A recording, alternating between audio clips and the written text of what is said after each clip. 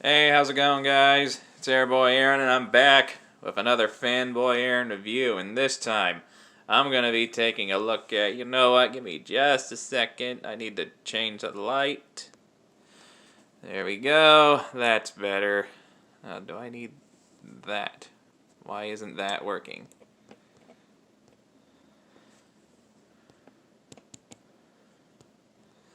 Okay, well, anyway, here we are with the Studio Series Leader Class Optimus Prime. Now, I tried to record this once already, and I wasn't able to because the video was too long and my phone wasn't able to save it. I still don't have an actual camera yet. So in an effort to save a little time, I am not going to go into detail about the transformation on the trailer. That being said, let's get on with the rest of the review. Now, before we take a look at the figure, let's take a look at the box. Here's the box. There we go. It's Optimus Prime, ages 8 and up. My ass. Okay. He's number 44 of the Studio Series line. It's a little bright. There we go. It's the front of the box. It's a big old box. Like, it's a decent sized box. Nothing at the bottom. That's worth our time. Side, the same image of Optimus. The other side, there's Optimus. He has a leader class figure.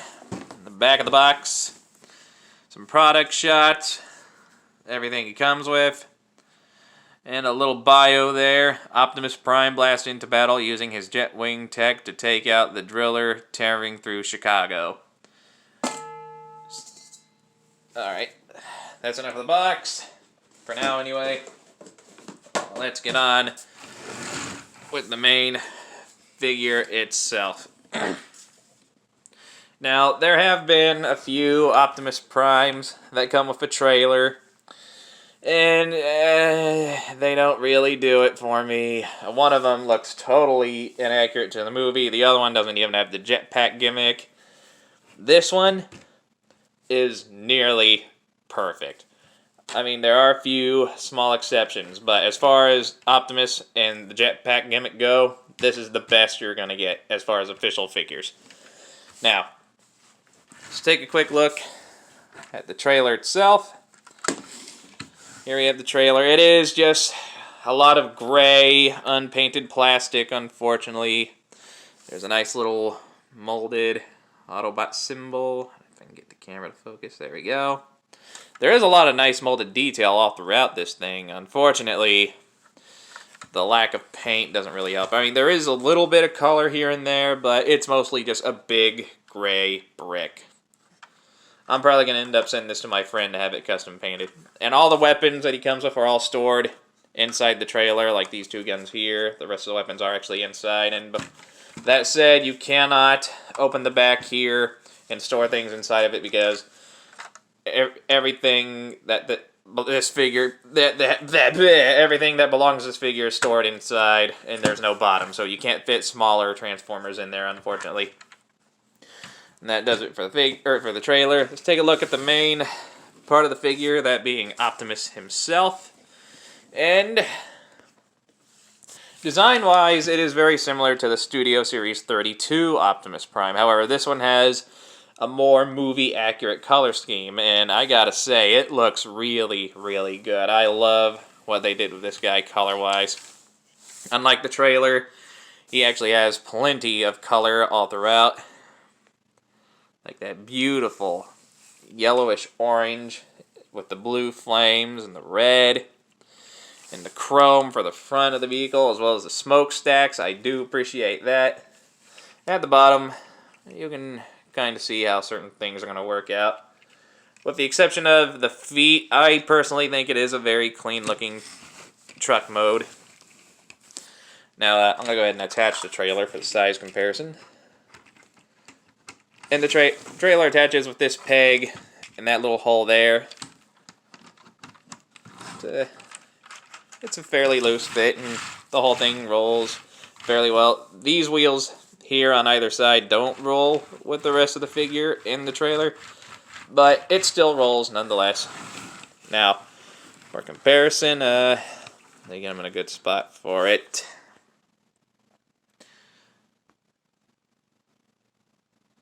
For comparison, here he is next to Studio Series Ratchet. Here he is next to Studio Series Ironhide with the DNA add-on kit.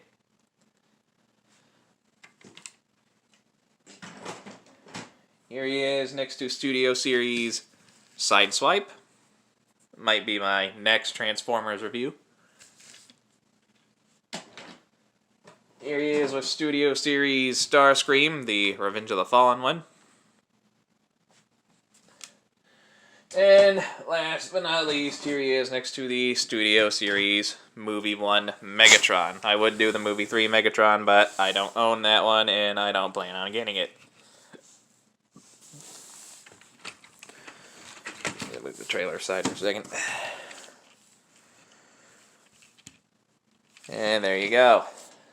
Now, I'm not, like I said, I'm not going to go into transformation for the trailer in an effort to save time. However, I will go into transformation about Optimus. Optimus is... my wording is just off tonight. Alright, first thing you want to do is you want to pop... Oh, it's been a while since I transformed thing. He's just been sitting on my table for like a month. So just bear with me. First thing you want to do is you want to pull these apart, fold them up, bring this back section out of the way, flip these parts out, flip these parts out, pull this all out. Most of the transformation is just moving certain things out of the way. And what you want to do, you want to split this grill section. Okay, maybe you don't want to do that. Oh, actually, you want to... What do you want to do? You want to... Oh, you want to bring that out, I guess. And then we want to... What do we want to do? Yeah, hold on a second. I got to figure out what I need to do. Oh, never mind. I figured it out. What you want to do is you want to pull these parts here out on both sides. And that'll give you a little wiggle room. Pull that apart. Move them. Fold these down. Pull these out. Pull these up. It's all on a bunch of hinges. Again, most of the transformation is just getting things out of the way for other things.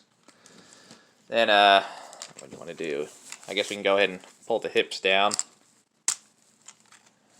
Rotate the waist. You want to rotate the legs. Pull them down. You can go ahead and split them apart too if you want. Let's move up. We're going to move the camera up just a little bit. I'm not the best at that transformation sequence in these videos. I'm doing the best I can, but I'm not a professional. Otherwise, I'd have an actual camera by now. Let me just adjust that. Brighten this a little bit. There we go. Focus. There we go. Now, what we want to do? I want to bring this out.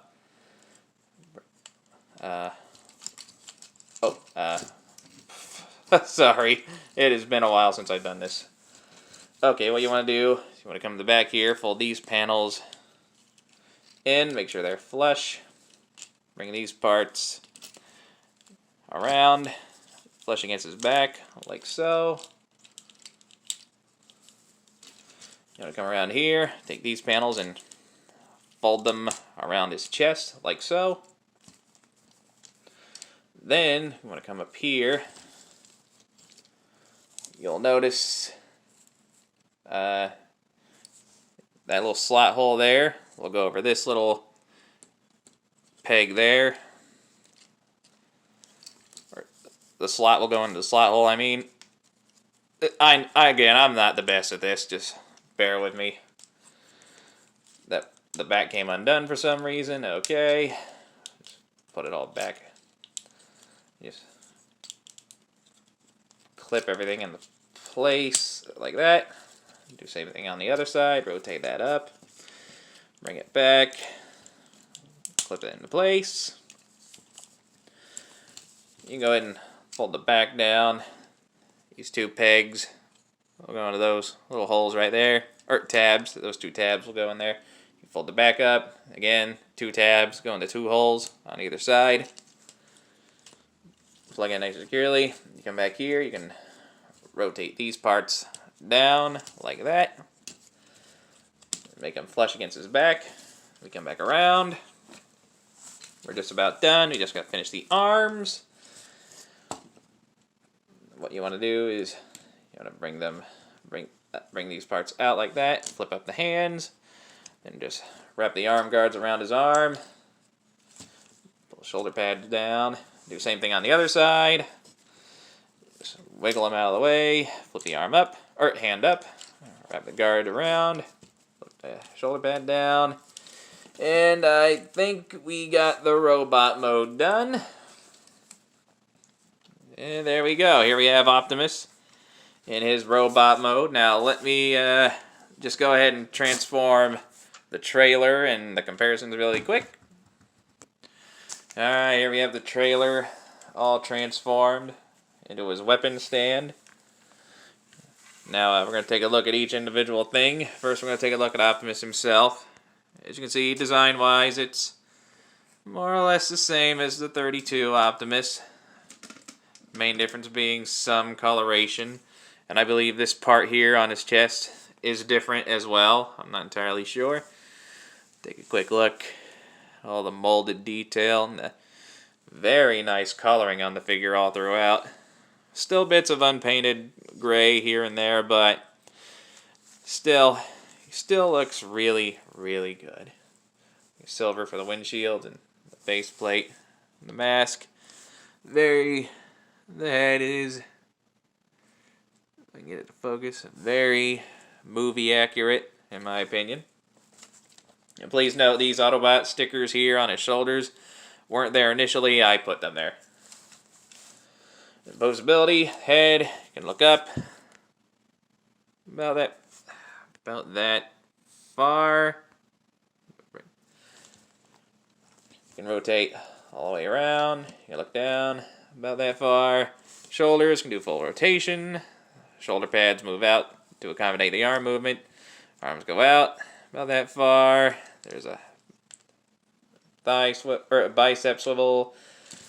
Little over 90 degrees of bend at the elbow. There is a wrist swivel. Oh, one little piece of transformation I forgot to do. You want to bring these wheels up like that on both sides. Alright, there is waist rotation, however, the wheels kind of get in the way of that, so you don't get that much unless you move them out of the way. Pull the wheels back up.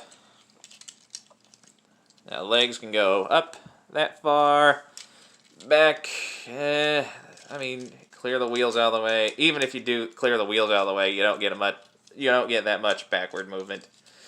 There is rotation right above the knee. Helps if, in order to get that to work, you do kind of have to move this wheel out of the way. A lot of the leg movement is hindered by the wheels, but I'm not too worried about it. Knee can bend very, very far. And he does have some up and down movement at the feet, as well as a slight ankle tilt.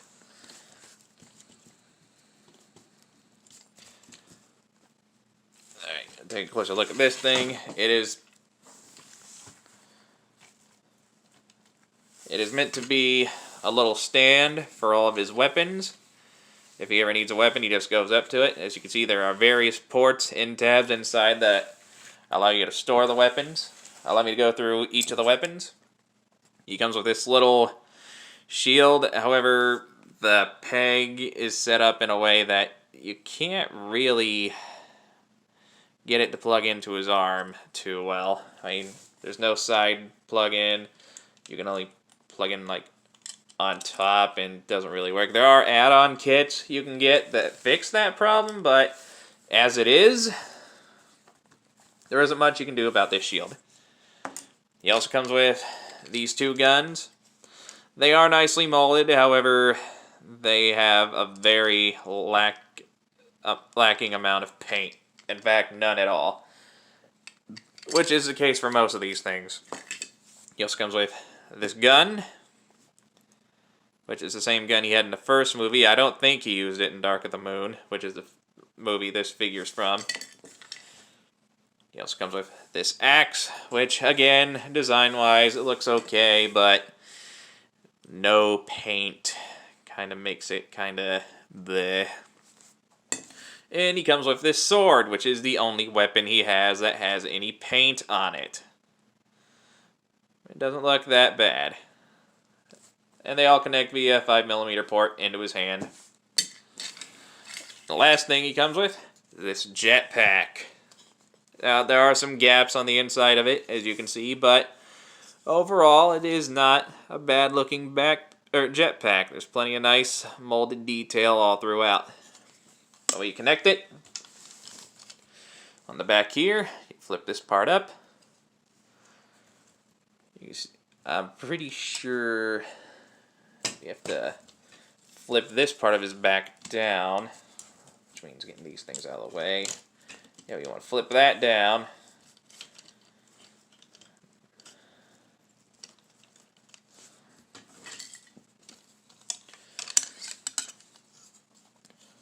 Then, what am I doing wrong here? Yeah, hold on, give me a second. Okay, I figured out. You want this back panel on his back orientated like that. Now, there are two little grooves in the side here, on either side, like there, that are meant to slide over this part of his backpack. Just bring it up, and you slide it in. Make sure everything tabs up correctly in his back.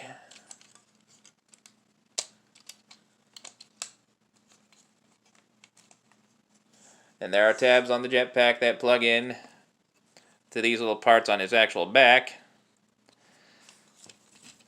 And there we have the backpack attached, or the jetpack attached. And yeah, there is some articulation on the jetpack as well. Let me get the camera to focus. The wings can move up, you can move down, you can rotate a little bit. That part is not meant to disconnect. Yeah, there we go. And there's also a little hinge on the wingtips here. Now to complete the look, we can go ahead and give him his two big cannons. Plug them into his hands. Like so. Easier said than done.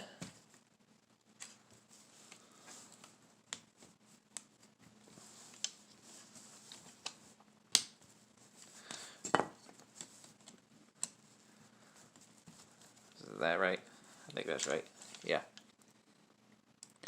Again, some of the third-party add-on kits I've seen for this guy have better weapons and gap fillers for the jetpack, so if you get this guy, I would recommend investing in a couple of third-party add-on kits. I'll probably end up getting a couple for this guy. And here we go. Here we have Jetwing Optimus Prime with his jetpack on, and yeah, that looks pretty damn good. If you invest in a flight stand, that's not a bad way to display this guy. I have a couple, but I don't want to fiddle with it right now, trying to get him into a flying pose. Let's get on with the size comparison so we can end this review. I'm going to bring the camera down a little bit. Focus. There we go. Now, for comparison, here he is next to Studio Series Ratchet. That is bright as day.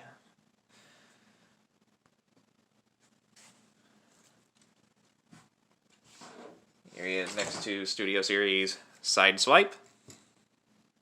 It's a little tricky to stand. Again, Sideswipe might be my next Transformer review.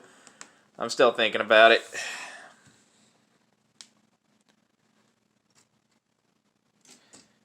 Here he is next to Ironhide with DNA add-on kit. Just stand up.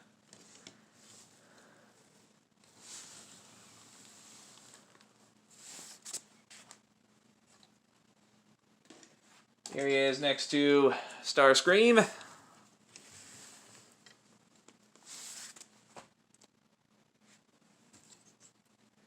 And here he is next to Movie 1 Megatron.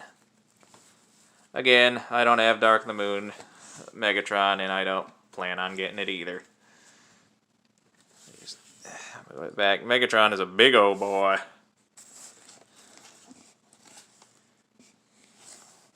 And there we go. Last thing to show. Inside the box, like all Studio Series figures, there is a cardboard display stand. In Optimus Prime's case, it is the scene where he's fighting the Driller in Dark of the Moon.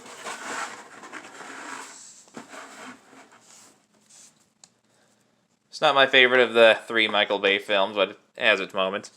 Unfortunately, Optimus's wingspan can get in the way of the little display base, so it doesn't really work. Doesn't matter, I don't use these things anyway. But if you do, that could be a problem. Now, as he stands, he is approximately... Where did I always seem to lose track of that tape measure. Give me a second. Okay, there it is. As he stands, he is approximately 6.5 inches. Maybe a little over 6.5 inches. And at the time of release, he's going for about $50 to $60. He is a little tricky to find, though, as far as I can tell. Your best bet would probably be Big Bad Toy Store. Hashtag not sponsored. And as for recommendations, yeah, I would definitely recommend picking this guy up. Despite the lack of paint and the small problems I have with him, he is still a very phenomenal figure. I absolutely love this guy. I love all of his little gimmicks. I love everything he comes with. He is just an all-around good figure. Now, if you enjoyed this review, be sure to leave a nice comment, hit that like button, and enjoy the rest of your day. And join me next time when I go over maybe Studio Series Sideswipe. Again, I'm still thinking about it. All I know is I will be back with another review soon enough. I won't make you wait as long. So until then, I'll see you all next time. Bye-bye.